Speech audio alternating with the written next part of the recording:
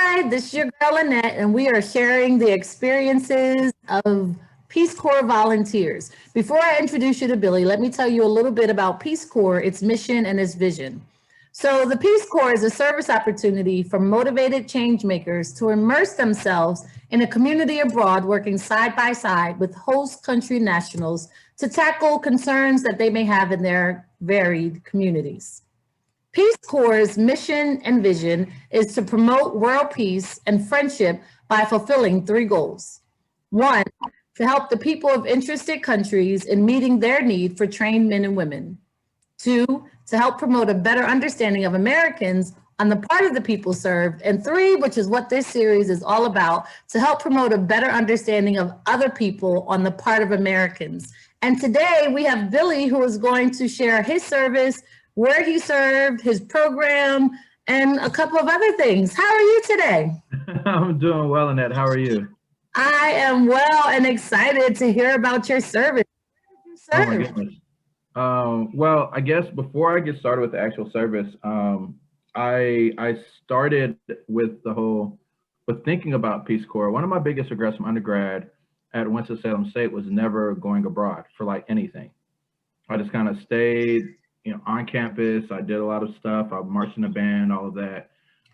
So yeah, I didn't tell you that part. Shouts out to the Red Sea of Sound. So I like when how you put that in there. I had to slide that in there. Yeah. So when I got to graduate school, which I went to graduate school at Oklahoma State for the Master's International Program or International Studies at the time, I wanted to do something abroad. I'd never really taught or knew anybody that had gone abroad for anything other than military service. And so Peace Corps became this kind of really, really relevant option for me. So I went in 2010 to Costa Rica, my first time ever leaving the country.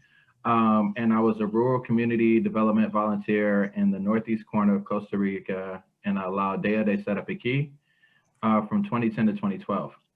So that's La Aldea de Serapiquí. And it's a really small community. It was part of like a bigger community in kind of what was a forest reserve in Costa Rica. I was one of two of the most isolated volunteers in the whole country. Wow. That was cool. It was cool. It was very difficult. I think the adage used to be, it's the hardest job you'll ever love. Yes. Yeah, literally was, the hardest thing, one of the hardest things I've ever done on a number of levels. And some really like crazy things happened as well as time progressed during my service. But I guess you want me to just give the rundown of just like what happens when you go to country and everything, or? Well, I mean, so I love the idea of people who are either interested or curious about Peace Corps volunteers, just hearing the varied experiences of volunteers so that they can make an educated decision on to join, to support, to donate, or not. But this is your time to share how much or how little. So I would know what program that you worked with. I was in rural community development. So it's kind of I don't think it is an actual program anymore. It was kind of this broad catch-all of just what communities needed, which kind of fit me perfectly because I've always had this space of kind of building community wherever I went. And so I went in and I met with people. I figured out things that they needed, things that were kind of feasible to my skill set and their skill set. My Spanish was like basic when I first got in, and I came out at like a intermediate high level. Nice. But that's from like there. I'll say this to anybody that's going to be a volunteer. There will come a point in time where you will have to learn the language because you have no choice. And that time came for me. I was sitting on a bus and I had diarrhea and we were 2 hours away from the stop. And I could not tell the bus driver to stop. So I had to hold it for 2 hours. Yeah, it was bad. It was really bad. I was sick for a couple of days after that. But you bounce back. It's Peace Corps. And yeah, from then on, it was like I was kind of learning the language, but I would always find myself like kind of backtracking into whatever English speaking spaces I could find. And after that, it was Right. like, nah, I gotta really learn it. I, Um, I agree. I agree. My point in learning, in addition to being in your community and people not wanting to engage unless you could speak Damara or Kwekwe, mhm. in a taxi cab and them trying to overcharge me, Mm, wrong. And I'm like, oh no, oh look, checking in the book, because you got your book with you, right, for language. Like, hold on, that is not right. Yeah, yeah. absolutely, Listen, absolutely. I'm gonna learn at least the basics so I can have some know-how as I'm moving around the community or the city typically. So Absolutely. And it's crazy. And this is just my experience. So I traveled to Panama and I traveled to Nicaragua as well. You know, as a black man, once you get a handle on the language, people don't think that you're from America. Like I would get into a cab with my friends and I would, say, yo soy gringo. Like I'm a gringo. Like, no, no eres gringo. Like, ¿por qué? And it's like, why not? And it's because they have this very fixed idea of what Americans are, outside of the United States. And so people would say I'm Dominican. They say I'm from Limon, which Limon is like the Caribbean side of Costa Rica. Super beautiful. Had a lot of great times there. I got Brazil one night because I had a cold and I was speaking Spanish, so people thought I was speaking Portuguese. It was wild, but it's kind of this very interesting thing for me. Like I had never seen or heard of people like me doing something like that. And not until I got into Peace Corps and got out did I start learning that there's a community, a sub community of the bigger, larger RPCV community of Black volunteers, and just hearing stories and hearing how we navigate things like race in other countries, because it's not just an American thing. It's not yeah. an exclusive to America thing. It was very interesting. I remember when I started really getting in good with the community, I would say, yo soy negro, like I'm black. And they would be like, no, no eres negro, like you're not black. Eres moreno, like you're brown. And I was like, why? And they say, porque la gente negro son gente se mata, se roban, son perezosos. Like they're people that rob and steal and they're lazy. Oh, And eres moreno porque usted tiene cariño por esa comunidad. Like, because you're brown because you care about your community. wow. Yeah, there were a lot of very subtle like nuances around race, and maybe it's because I'm kind of in a space now where I'm working in a lot of diversity, equity, inclusion initiatives on college campuses. It's a Mhm. very interesting thing to look at from an international standpoint and realize that you don't escape it just because you escape America sometimes. No, no. And Yeah. that's an excellent like point. And I was in Namibia, which is right next to South Africa, but where we had training, the rest camp, the Amaruru rest camp was ran by a lady who was Afrikaans, and the Mhm. people who worked were either colored or like Namibian, traditional Namibian people. So the layers of that you don't understand, I don't think, until you get there. So they were like my mothers, right? So I have an Afrikaans mom, I have a colored mom, and I have my Namibian family that I live with, right? So those different layers when we went out shopping or when we went Oh out wow. and they would greet, like I learned Damara or Kwekwe, so I can say Matisa, ay, Itimatimiri, like we're good with Damara, but the Ovambos and the Ochihereros, if they're greeting me, I, I didn't learn that language. I don't know. And they like, oh, this one here, she wants to be speaking English, like she is not from the place. Why are you speaking English? And I'm like, um, Tess, like what's going on? And she was like, they're basically saying like you're trying to be uppity because you're not using your mother tongue or you're, and I'm like, Wow. I'm not from the place. Like I don't know what to tell you, but they're in your face, like heifer. Like, why aren't you using like this woman here? And I'm like, look, I ain't got nothing for you. I'm sorry. but like it is what it is. But that cultural exchange of even resources in your community. I lived with John Crotty, another volunteer, and a white male volunteer. So when I was doing initiatives in my community, they would go to him. Oh, yeah. What are we doing? Like, how are we doing this? And what do you think about this? And he was like, look, this is the next project. I don't know nothing about nothing. I'm at the high school with the computers. Annette knows what she's doing. You need to go see her. And I was like, God dang it, John, thank you. And he was like, that's crazy. Like, why are they coming to me? I said, it's a thing. But that was another conversation he and I had to have. And he was like, it doesn't make sense to me. And I was like, but I know it's a thing. So I'm glad that I got you here to be like, yeah, no. Because there are other people who've had similar experiences, other volunteers who were like, oh, yeah, I do know better than she does. Or they'll just take that and be like, oh, you should do this or you should do that. And it's like, that's not your project, baby. So, but back to you. But you're right. The experiences as a POC, a volunteer or a person of color, I never realized really, like some of the things I realized, because I'm like, I can pass depending on what I was wearing and what I was doing and who I was with, that I could do that.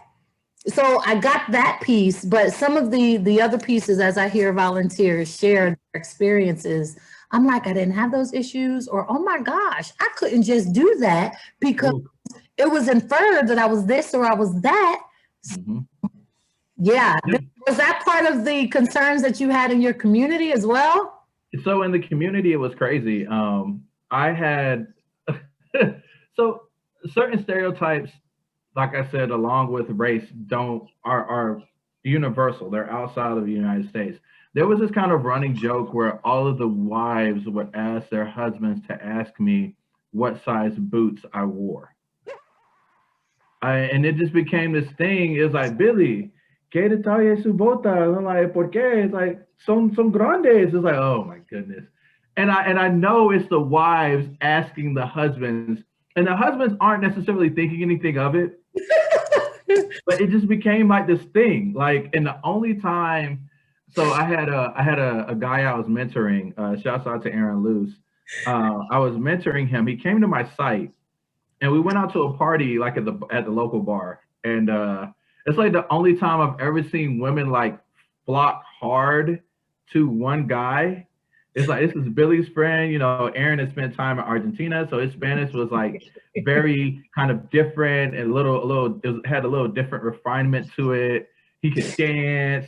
I was learning this stuff, and you know, and so we're walking back to my apartment, and we're laughing about all of this. It's like, dude, man, you got people's wives ready to risk it all for you, man. He's like, man, never been in this situation before. But yeah, it's so there were certain things I didn't have to worry about getting robbed. I'm a fairly large man. I'm 6 feet tall.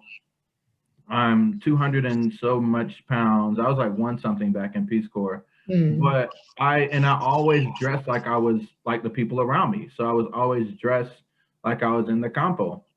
Like literally all you had to do, I would wear my rubber boots into the Capitol. And people would just never really bother me or think that I had a lot of money or anything because of that appearance. I had friends in certain parts of San Jose who would get robbed, and it just never happened to me. When we would go out, especially if we were in San Jose, certain volunteers would be like, you know, be my boyfriend for the night. You know, just kind of be that guy on the arm, and you know, and it's cool to be trusted in that way. And it's also cool to have volunteers, you know, who feel like they can trust you in that regard. I was dating somebody all through Peace Corps, so I never had any of the love drama that comes with volunteer life. You know exactly what I'm talking about. I see your face. Huh? What? Huh? You told me to keep it 100. So like, you know, volunteers range. Volunteers range in age, and you know, I turned 30 right after Peace Corps, so and I didn't have to deal with a lot of the drama the inter-volunteer drama and also the drama with volunteers who are dating people in the country. You know, some of them have gotten married, some of them stayed in country. Yep. Um, so it's kind of this really cool thing when it works out. When it doesn't, it can get kind of messy. Yeah. But I guess so I started off really low in Spanish. I went into training for 3 months, and then there's always these really funny stories that happen. So like we first got to our community for training. There's this bar that sits like right in this kind of fork in the road. The bar sits right in the middle of the fork. Right. And so I guess word came that there were these gringos coming into town. So all of these guys come out of the bar with their pool sticks in their hands, really looking really mean, right? And this is me and two other volunteers. Shouts out to David Pearson and Sarah Raffensberger. I'm just gonna call out everybody. Just get ready for it. And so we get off of the bus. These guys are standing there with their pool sticks. The bar is wide open, and all I hear playing in the background is Lionel Richie's All Night Long. And I can't do anything but laugh and kind of walk to my host family's house. Like it was hilarious. Like it's like you guys really this is when we finally went to the bar and we met those guys, really nice people, all of them really awesome. We're teaching their kids English and everything. Right. It was just that initial, we don't know who you are. And with Costa Ricans, the people are very sweet. They're very nice people. If you're showing that you're trying or that you care about the community and you're trying to learn the language, they work with you. Right. So it was kind of this kind of really nice country. A lot of people are like, oh, Costa Rica, you went posh core, you at the beach and stuff. I was like, no, I wasn't. Yeah, I've gotten that too. You know, that is a new phrase that I'm learning as I meet different volunteers. But the posh core that was shared with me was someone with heat, regular heat, regularly having electricity, regularly having water, and actual furniture, like real live furniture, like a couch that you could sit and lay on and entertain people. I was, Yeah. oh, that's awesome. Yeah. So if we're going on that definition, my host family was definitely, it was nice. Like I had a beautiful setup. Everybody came to hang out because they had like this kind of room off to the side of their house. It was like a room and a balcony. So I had like a bed and a chair and a desk. Then I had this balcony. I could just go sit and like watch the whole town. And we're like on a mountain. So I could like kind of look into San Jose. Wow. It was amazing. Okay, so you totally had posh core. Is that what you saying right now? My buddy David had it nicer than me though, because we had to walk up the mountain to get to his house, and he had a good setup. But then I got to my site, and my site from San Jose or Desamparados was northeast. It's kind of in the plains area. The coordinator at the time was like, you're a Black guy from Georgia. You understand heat and humidity, so we think you'll do okay here. That was one of the running jokes. There's plenty of jokes. So I hop on the back of a truck. We ride out to the site. I meet my host family. And so the rule in Costa Rica was that you had to stay in your host family's house for 6 months before you could get an apartment, in your post, or get a house or whatever in your post, before you could rent it anywhere. I got kicked out in 3. Yeah. No, the story gets better. Trust me. Well, okay, I want to hear this story, but you can. First of all, you could have moved and rented your own spot. Yeah. Okay. That will play into the story later. Trust me. So I got kicked out. It was literally a situation where I was not where I needed to be in communicating with them. And they also had expectations of what they believed a gringo from the United States would do and would have and everything else. Bags of money, that type of thing. Yeah. And it was abuelita. So they had this grandmother. I'm telling all their business. They had this grandmother who, God rest her soul, she was suffering from I think either like dementia or some other neurological issue. And so every time my host dad would leave the house, I would show up for breakfast. So she thought that her daughter-in-law was sleeping with the gringo in the house whenever the host dad left. So you would hear her screaming and yelling and, saying all sorts of things in Spanish that I didn't understand at the time. um, because of timing, right? And because of, she was in her, she had to at least been in her 80s, maybe her 90s. Right. So, those types of things happen. I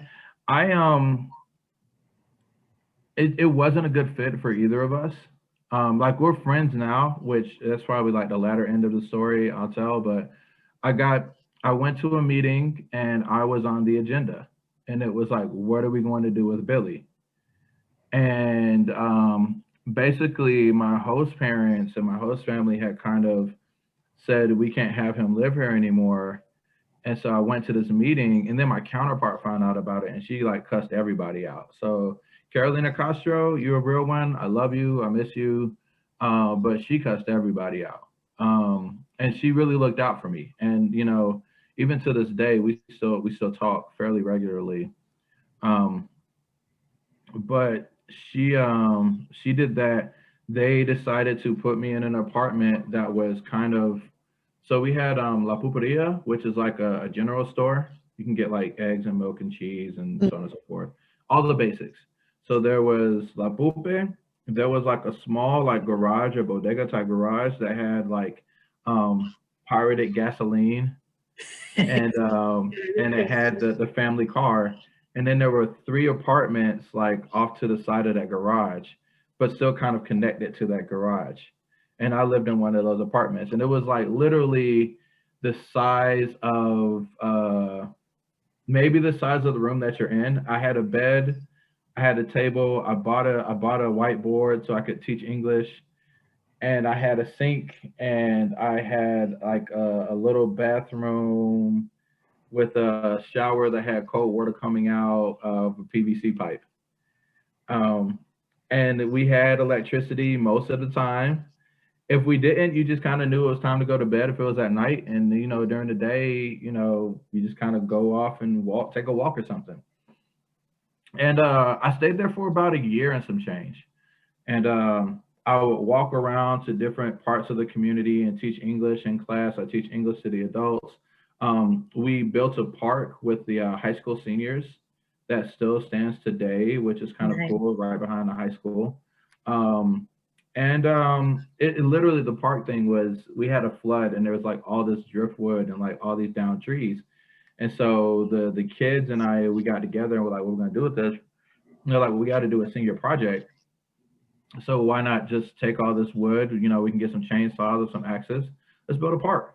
I was like, awesome. So we go out there every day, chop up wood. The kids were super creative with things that they could do with the wood. So you have like tables and chairs and little places for kids to play. And so Nice. it's like all the stuff kind of lying around there. It's like super awesome. It was a really great job that they did. And I was happy to help with that. So around October of 2011. This is like 7 months before service is supposed to end for us. I Right. want to say it was yeah, I think it was like COS conference, either CRS or it was a all volunteer conference. I can't remember which one. I'm in San Jose. We're at the conference. We're getting all the shots and pooping in the cup and doing all that stuff for the parasites and all of that. I'm sorry if that's a little too much. You can Nope. Nope. All good. um, and so I think I got a flu shot and like one other shot, and I wasn't really feeling well. So I told my coordinator I'm going to skip the morning sessions and just take a nap. And so I'm sleeping. I get a call from the English teacher in my site, and I'm like, hello, like David, what's up? Shouts out to David Carranza. No, Carvajal, my bad. And David's like, Billy, la puperia se quemó, which means the store burned down. And I'm like, oh my goodness. And I'm thinking, oh, wow, the family that I pay rent to, like they're out of a home and this is their livelihood, and I'm like, well, let me talk to country director and the coordinator and the volunteers, see if we can help them out, you know, and I'm like talking to him for like 4 or 5 minutes before I realize, well, what about my apartment? And they're like, Billy. And then he starts speaking to me in English. He's like, oh, Billy, it's all gone, man. So the son of the store owner was burning trash, as people do in other countries. Oh, And really? he started, Wow. I thought you were going to be like he was joking because it was like the end of your service and they wanted you to come back or something. nah, not. Nope. He was burning trash as people do in other countries, and he started putting gasoline on the trash, and the fire got out of control and burned down his house, the family car, and the 3 apartments that the family was renting to other people. And so I went from having like an apartment full of like stuff to having literally the clothes on my back and the clothes I had packed in my backpack, my computer, my passport, and like that was it. Yeah, I told you, very atypical Peace Corps experience, right? Um, and so yeah, I was kind of homeless for about a couple. I wasn't homeless, but I was kind of drifting around from place to place for a little bit. I stayed at a hostel for about a week, and then I went back to site, not really knowing where I was going to live. Right. And the store owner, so at the same time, they have like the floor and kind of one of the walls or two of the walls put up on a bigger store that they're building. And they're like, Billy, we really feel bad. We want you to come and live with us once the house is done. So I start living in this house, and it's like is the walls are up when I get back, and there's like part of a roof. And so I'm living with this family. It's the mom and dad and 3 kids, one of whom burned down my house and all of my stuff. And I'm living with them, and I'm helping them build this house, and I'm helping them, lay PVC pipe for water from the well from the old house, and just learning all of these different things I never thought I would like need to learn or learn how to do.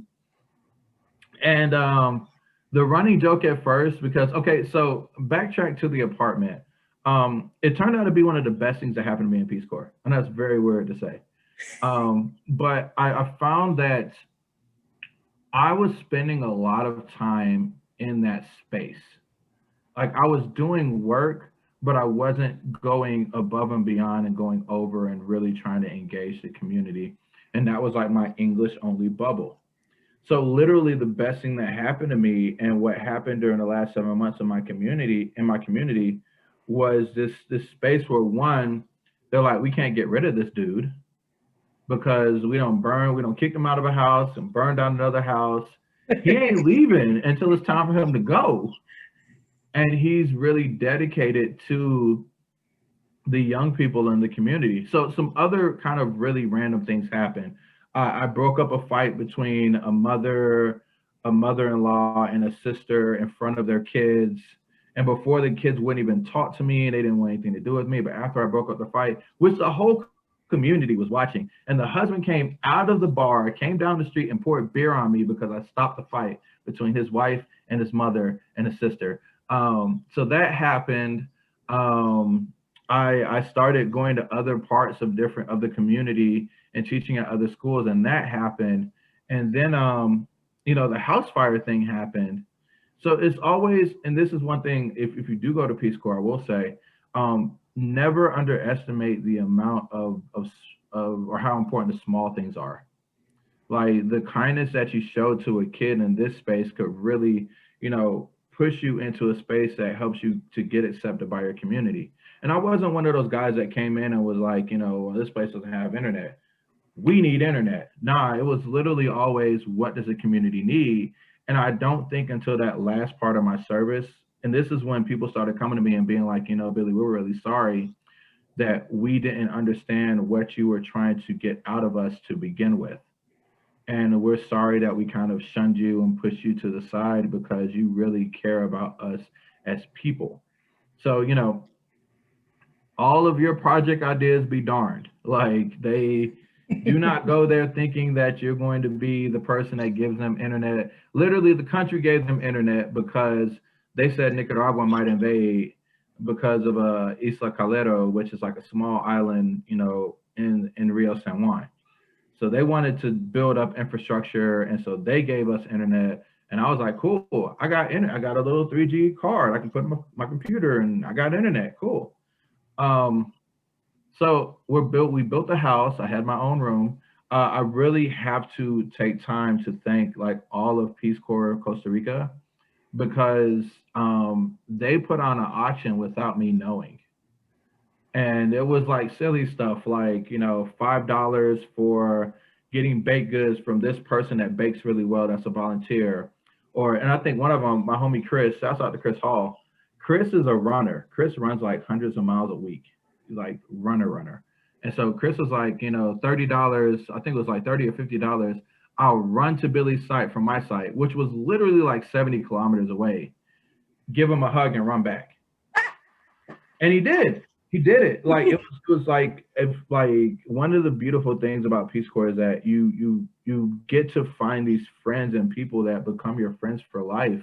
Yeah. And it's literally they raised over $1,000.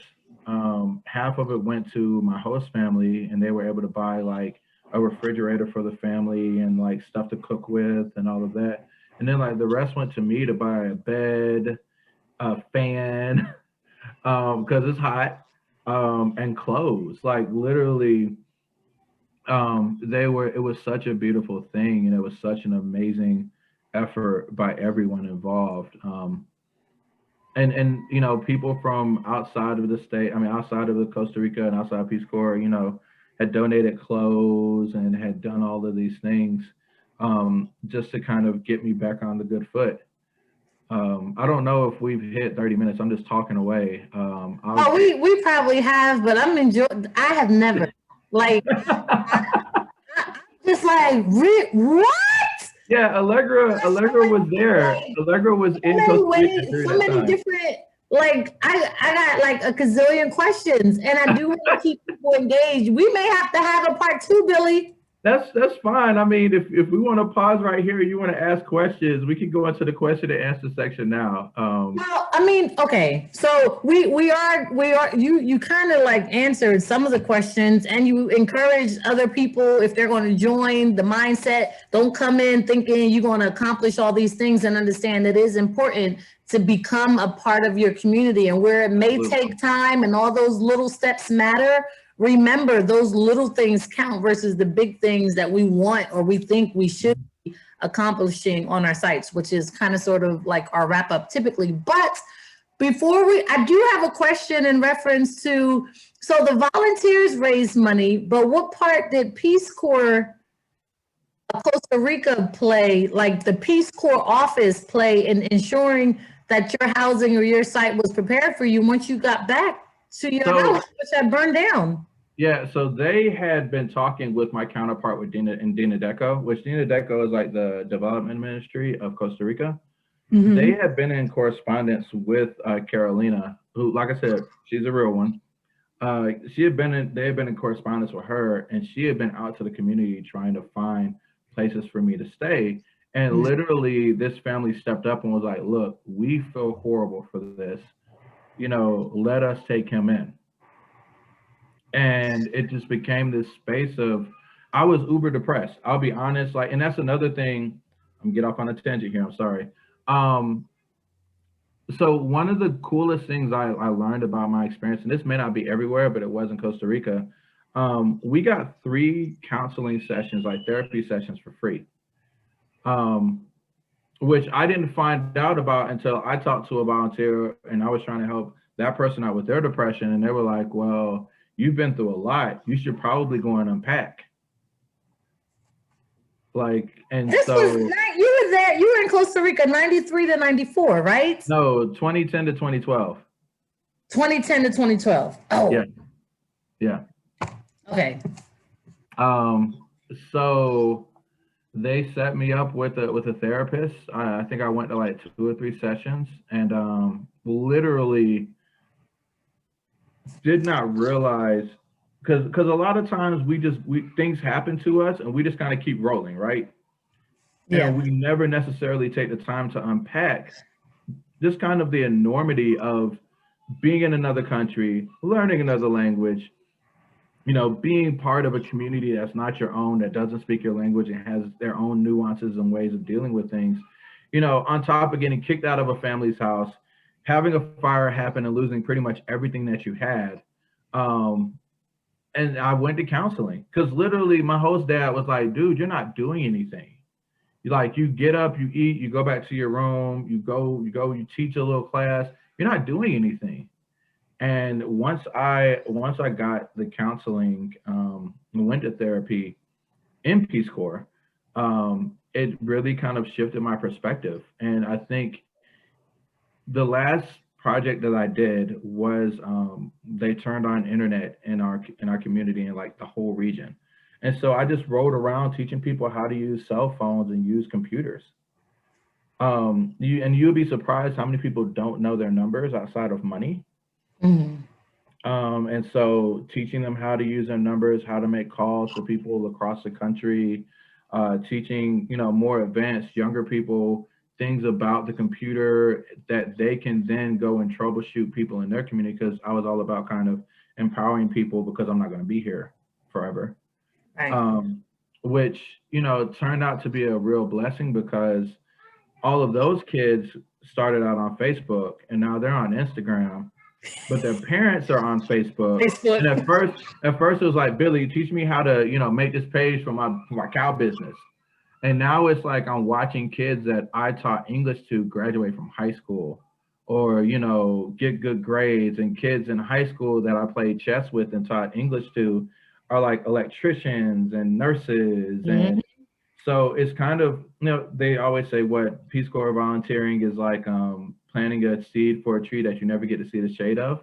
Oh, I like And that. And I've not heard of that one. yeah, yeah, that was one of the things we would say, like, because you just leave it, and you don't know if you're ever gonna go back there. Like, I want to go back and visit. I haven't, and it's been 10 years since I've been. Um, but it's cool to be able to, some people will call me on Facebook and be like, hey Billy, ¿qué pasó? Mhm. And we're talking, and I get to practice my Spanish, which I kind of still use on a weekly basis. Um, and it's a beautiful thing. You see, I've got like a ton of kids that were like in 6th and 7th grade, or maybe younger, who graduated from high school this week, and I'm seeing all of their pictures on Facebook, and it's like, Oh, oh my goodness, congratulations! Like, this is amazing. This is such a milestone. People having babies. My older host brother is playing for one of the soccer clubs in Costa Rica right now. So he's like, Division 1 soccer player. The other one, the one that burned down my house, is a police officer. Right. And the little sister is about to graduate. I think she has a couple more years left in high school. But oh, we literally, her and I used to run around with my little digital camera and just like take pictures of stuff.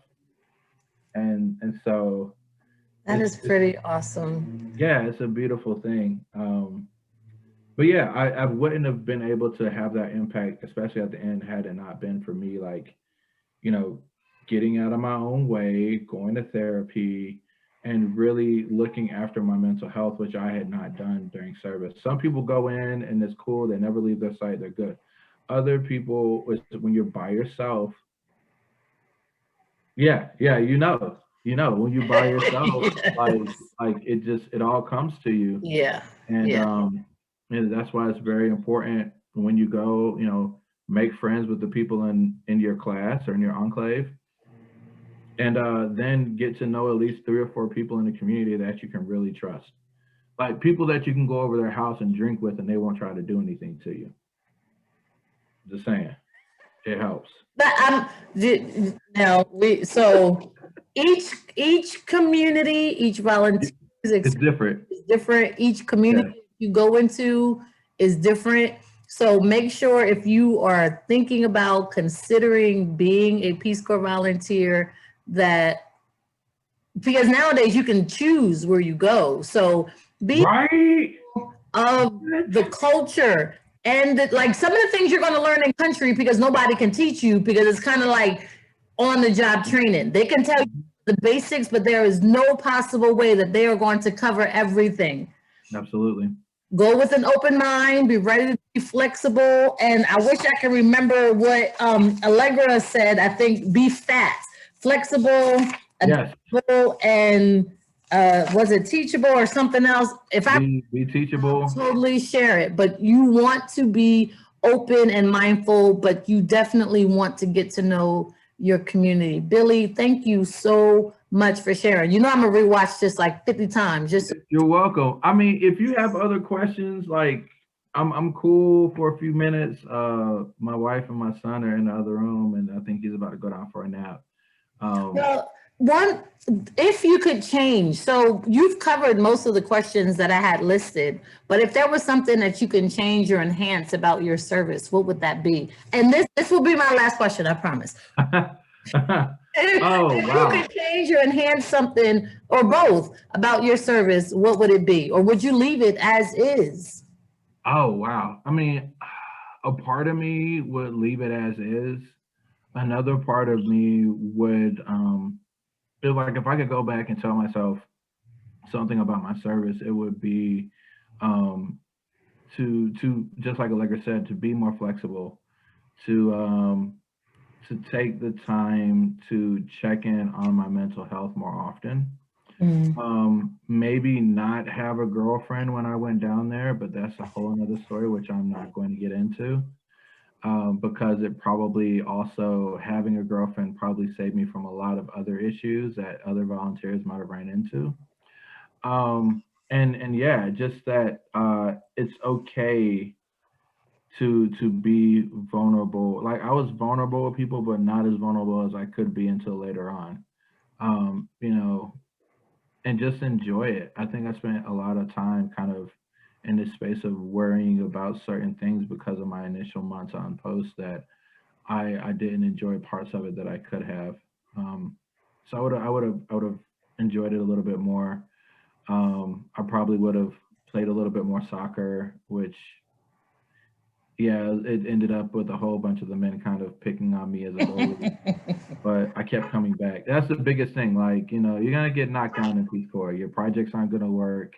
You're gonna have situations where the community is not going to believe you, or they're not going to think that, you know, you're good enough. You're gonna get knocked down. You just got to keep getting back up. That is probably the biggest thing from my service. If you talk to anybody, it's like, you know, Billy had a whole house burned down, like, and he still went back. So you just gotta keep it moving. You gotta keep going. You gotta keep working hard. And that I think that is so. If you are interested in serving or finding out more about Peace Corps, please check out peacecorps.gov.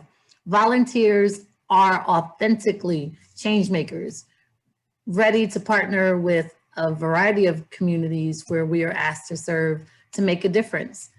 Every Peace Corps volunteer's experience is unique and personally their own. So all of the volunteers that have shared, they have their own experience and you will too. If you are interested in serving, please check out peacecorps.gov and look for a recruiter. Thank you, Billy, for joining me. Hey, thanks for having me, Annette. Bye. Bye.